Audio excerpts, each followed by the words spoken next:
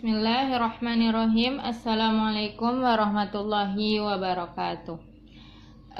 Baiklah, di pertemuan kita hari ini kita bertemu di pelajaran keempat, yaitu tentang bab adil dan zalim. Ya, kita bertemu dalam pelajaran bab 4, adil dan zalim. Dua jalan kehidupan Allah Subhanahu wa Ta'ala ciptakan di dunia ini. Nah, contohnya ada keadilan dan kezaliman. Keduanya saling berlawanan. Namun, terkadang manusia ada yang berbuat adil, ada pula yang berbuat zalim. Perbuatan adil adalah perbuatan baik. Sebaliknya, perbuatan zalim adalah perbuatan buruk.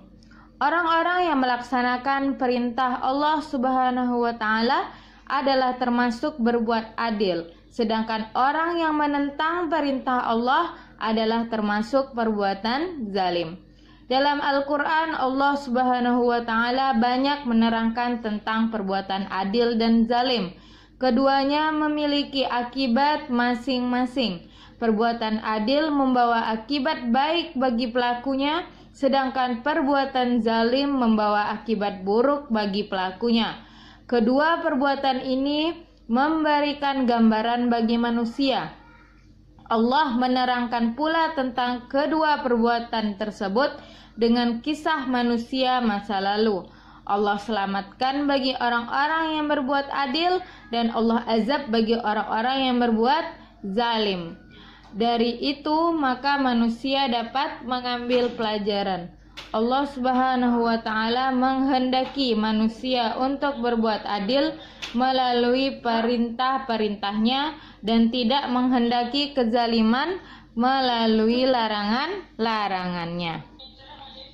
Baiklah. Nah, makna dari adil dan zalim. Adil. Dalam bahasa Arab, keadilan itu adalah al-adalah, merupakan lawan dari az-zulum. Istiqamat al-khulq, kejujuran dan ketulusan hati. Asal katanya dari adalah yaitu meluruskan. Hamzah Ya'qub mengartikan, adil dalam perseorangan adalah tindakan memberi hak kepada orang yang mempunyai hak. Bila seseorang mengambil haknya tanpa melewati batas atau memberikan hak orang lain tanpa menguranginya. Sedang dalam kemasyarakatan dan pemerintahan adalah tindakan hakim yang menghukum orang-orang jahat atau orang-orang yang bersengketa sepanjang neraca keadilan. Sedangkan zalim terkadang dimaknai bertindak lalim. Aniaya dalam bahasa Arab berasal dari zulum. Nah, meletakkan sesuatu tidak pada tempatnya.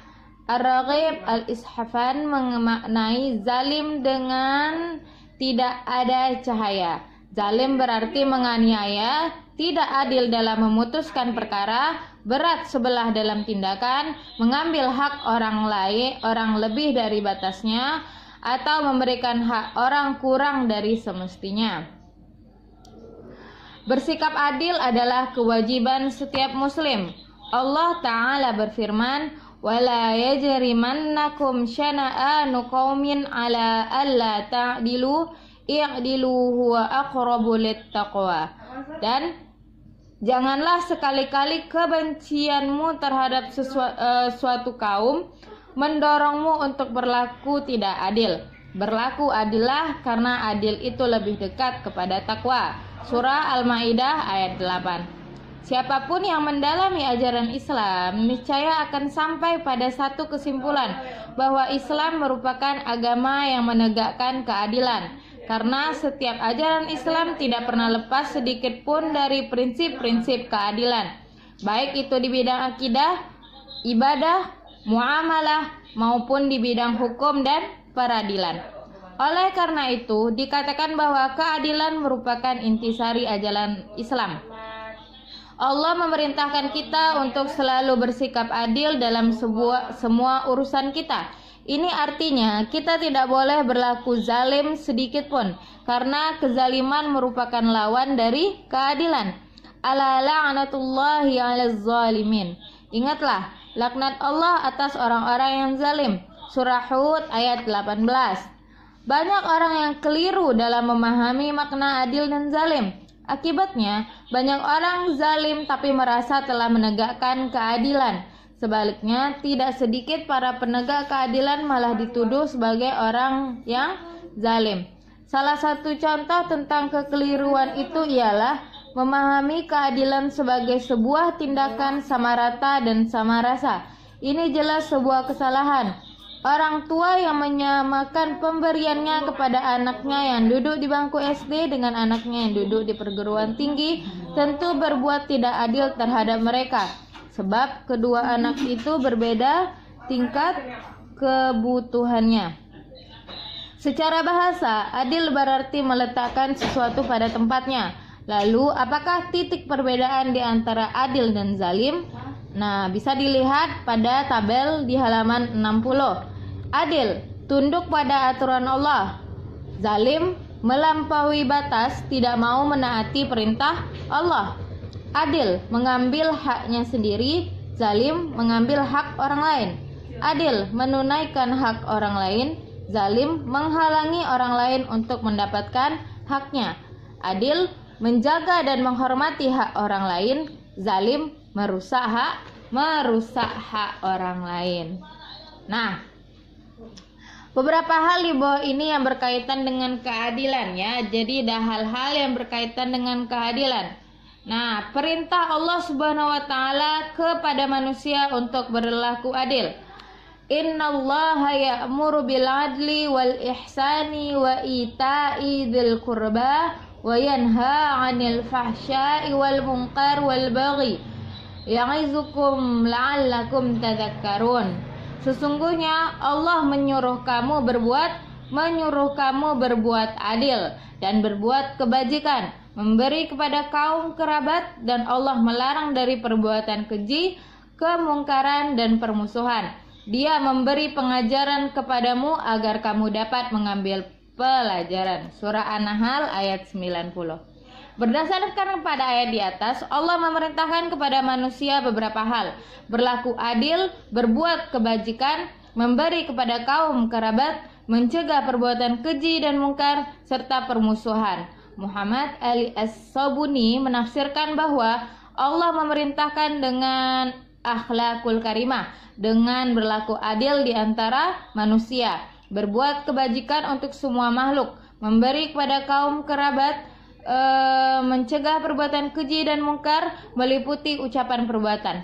Menurut Ibnu Mas'ud yang dikutip Muhammad Ali As-Sabuni, ini mencakup ayat dalam Al-Quran tentang kebajikan untuk dilaksanakan dan kejelekan untuk dijauhi, yang termasuk fahsya adalah semua perbuatan jelek yang dicegah kepada zina, musyrik. Mungkar adalah segala kemungkaran yang keluar dari keimanan, dan al-baghyu adalah kezaliman sebagai lawan dari kebenaran dan keadilan. Kemudian adil dalam menegakkan kebenaran. Ya ayyuhalladzina amanu kunu qawwamina lillahi syuhada'a bil qisti wala yajrimannakum syana'anu qaumin ala alla ta'dilu i'dilu huwa aqrabu littaqwa wattaqullah innallaha khairum bima ta'lamun. Ya, itu ayat yang kita baca Al-Maidah ayat 8 tadi ya. Nah, Al-Maidah ayat 8 tadi menerangkan apa? Yaitu ayat di atas Allah SWT memerintahkan agar kita berbuat adil. Itu dalam situasi dan kondisi apapun tetap harus ditegakkan. Penegakan keadilan tidak terpengaruh oleh adanya kebencian. Ini menunjukkan adanya kejujuran secara tulus bagi siapapun. Kejernihan hati Allah Subhanahu wa taala. Allah Subhanahu wa taala ajarkan dengan menerapkan keadilan, sekalipun orang yang dihadapinya adalah termasuk yang dibenci. Lebih mengedepankan kepentingan aturan hukum dalam penegakan keadilan daripada kepentingan diri sendiri. Nah, seperti itu ya. Kemudian itu seputar tentang bagaimana kita menegakkan keadilan. Baiklah, itu dia pembahasan tentang adil dan zalim. Jadi adil dan zalim adalah dua hal yang bertolak bertolak belakang. Nah, tugas. Ya, tugas anak ustazah ialah coba anak ustazah buat contoh tentang adil, contoh tentang zalim selain yang ada di buku. Ya, coba anak ustazah buat contoh 5 aja, masing-masing 5 sikap adil, 5 sikap zalim. Ya, seperti yang ada di tabel halaman 60. Jadi tugasnya buatlah contoh tentang adil, buat contoh tentang zalim. Seperti hal di tabel halaman 60. Nah, itu aja tugas dari ustazah. Dikerjakan di buku tulisnya ya. Jadi tidak perlu difotokan. Minggu depan kalau kita masuk akan ustazah periksa. Oke, itu aja. Assalamualaikum warahmatullahi wabarakatuh.